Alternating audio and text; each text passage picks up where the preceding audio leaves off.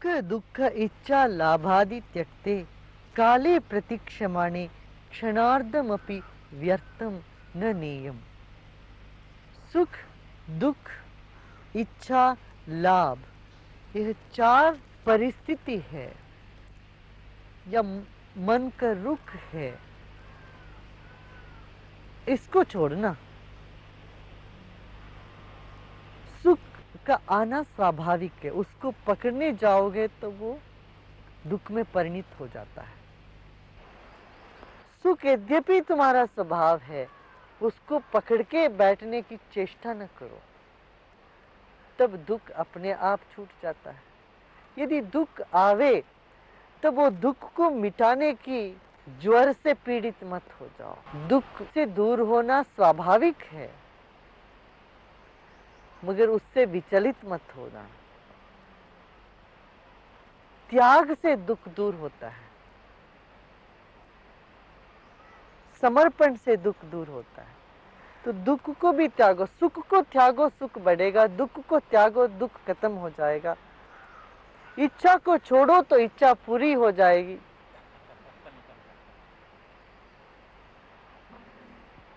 लाभ को छोड़ो तो लाभ ही लाभ है। लाभ के चिंतन में जो बैठता है उसको सबसे बड़ा नुकसान है। आप समझ रहे हैं? लाभ के चिंतन लोभ बन जाता है। लाभ के चिंतन आदमी को जड़ बना देता है। लाभ का चिंतन आदमी को आनंद से, सुख से, खुशी से वंचित कर देता है। तो सुख को छोड़ो, सुख को मत पकड़ना, भय छूट जाएगा। भय सुख से दूर होने का होता है। सुखी होते हो और उस सुख को पकड़ने की जो चेष्टा भय में परिणित हो जाता है। अरे मेरे को ऐसा सुख मिलेगा कि नहीं मिलेगा आगे। तो सुख को त्याग करो, सुख बढ़ेगा, रहेगा, ताकि सुख जा ही नहीं सकता तुमसे। सुख का त्याग माने क्या? उदास बन के कहीं बैठ जाना नहीं। सुख का त्याग माने सुख की जो पकड़ है ना, उसका त्याग। तब सुख दूर कैसे होगा जो तुम्हारा स्वभाव है? कम कैसे होगा जो तुम्हारा स्वभाव है? सुख को त्यागो। सुख के पीछे पड़ते हो तो दुखी हो जाते हो। हर दुख इसका सूचक है कि तुम सुख के पीछे पड़े।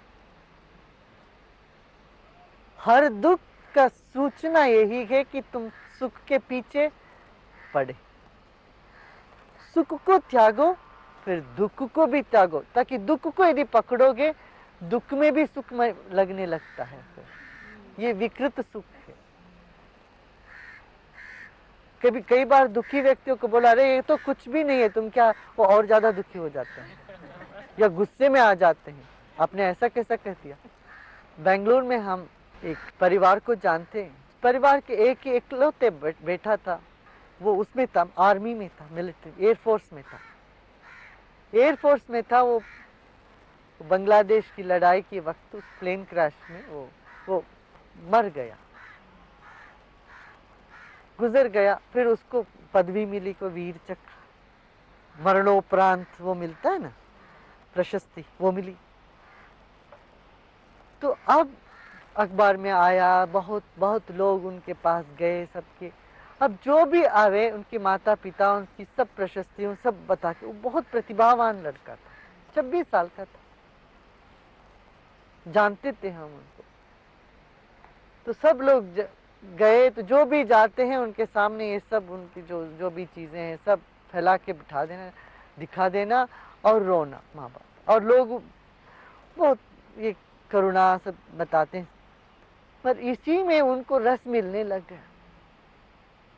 और जब हम उनको मिलने गए 40-50 दिन के बाद हम गए, हमने उन सब पदवी जो भी उनकी प्रशस्ति सब देखने से इनकार कर दिया। मैंने कहा ये सब छोड़ो, मैं ये सब में रुचि नहीं लेता। आप कैसे हो? तुम अभी शांत हो? ये बताओ। तुम इस दुख में भी सुख लेने लग गए। पहले तो नाराज हो गए, वो बोले उनको अच्छा नहीं लगा पहले तो। वो हमको सब दिखाना चाहते हैं, देखो वो उनसे राष्ट्रपति से आ गया, प्राइम मिनिस्टर से, मैंने कहा ये सब छोड़ो, मैं इसमें मेरा रुचि नहीं है, मेरा कंसर्न तुम पे है। अब बताओ तुम शांत हो कि नहीं? स्ट्रेंथ मिली भीतर से। तो दुख में भी सुख भोगने लगते हैं जब हम दुख को पकड़ते हैं। कई बार डॉक्टर कहते हैं तुम्हें कोई बीमारी नहीं है, कि लोग दूसरे डॉक्टर के पास जाते हैं। जो कोई डॉक्टर कहे तुम्हारा बहुत बड़ा वो है, समस्या है, तब आदमी जरा भीतर से खुश हो जाता है किसी तरह से।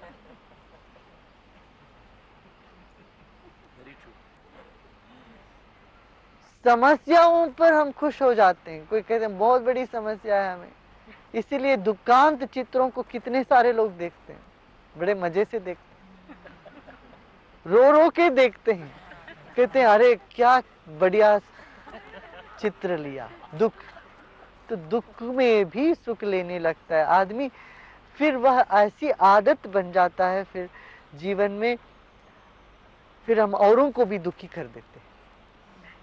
जो दुख में सुख लेता है आदमी, वह आदमी औरों को दुखी बनाने में उस्ताद है। तो दुख को भी छोड़ो और इच्छा को छोड़ो। इच्छा को पकड़े रहने से एक ज्वर ही बना रहता है, जो तुम्हारे पास है उसको भी तुम अनुभोग नहीं कर सकते, उपभोग नहीं कर सकते। इच्छा माने क्या? कल। आनंद माने अब।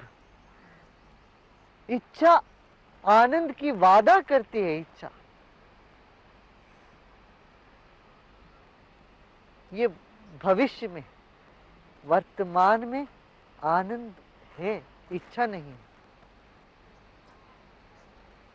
एक प्रेमी या यह मस्त व्यक्ति ही इच्छा से बाहर हो जाता है।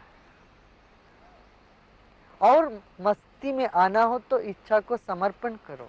अच्छा, ये कह नहीं सके इच्छा छोड़ो, कैसे छोड़ोगे भाई? ये समस्या है ना। इच्छाएं तो उठती है भीतर, कहते अरे आप कहते हैं गुरुजी आप कर सकते हो, पर हम साधारण व्यक्ति, सांसारिक व्यक्ति, घर गृहस्थी चलाने वाले, हम इच्छा कैसे छोड़ दें? ये पूछते हैं ना।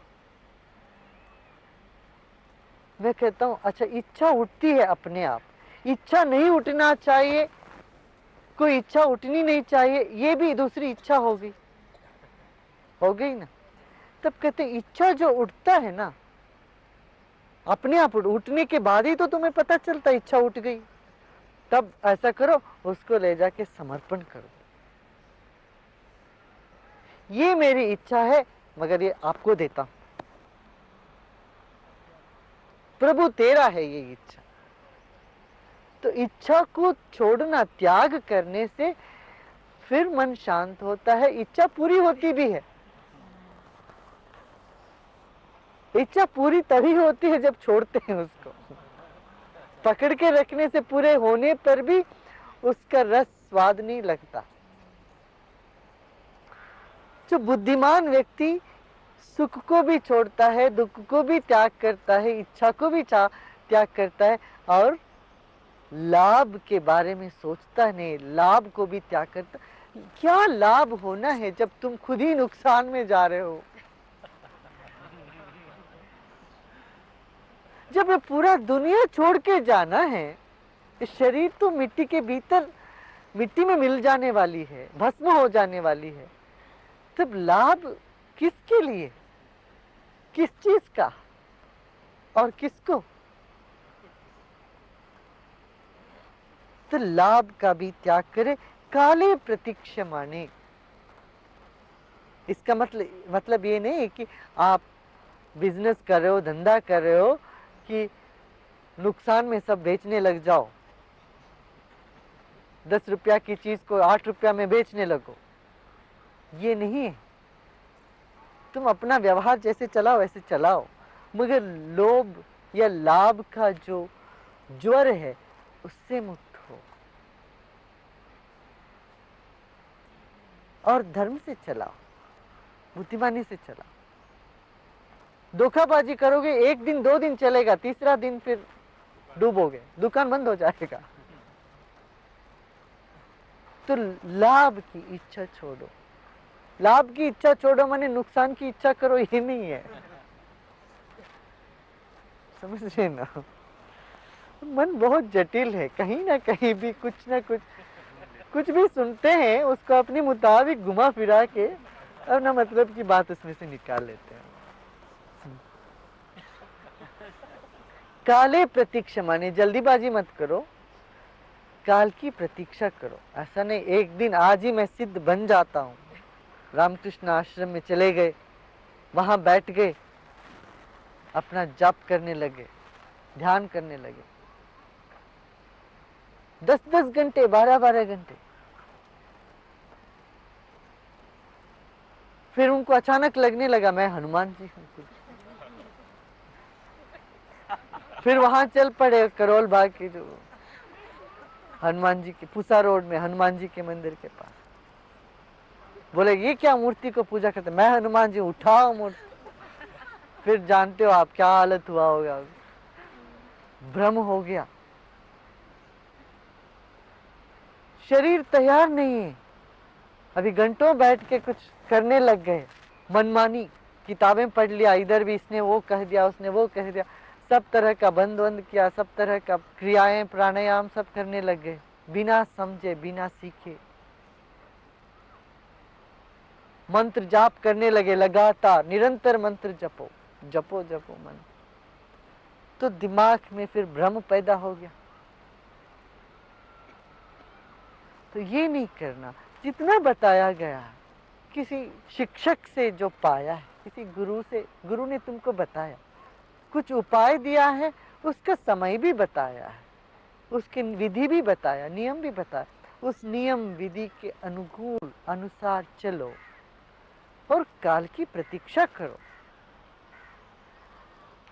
काले प्रतीक्षा माने तो कि किसी भी घड़ी भगवान तेरे दरवाजे पर आ सकते हैं।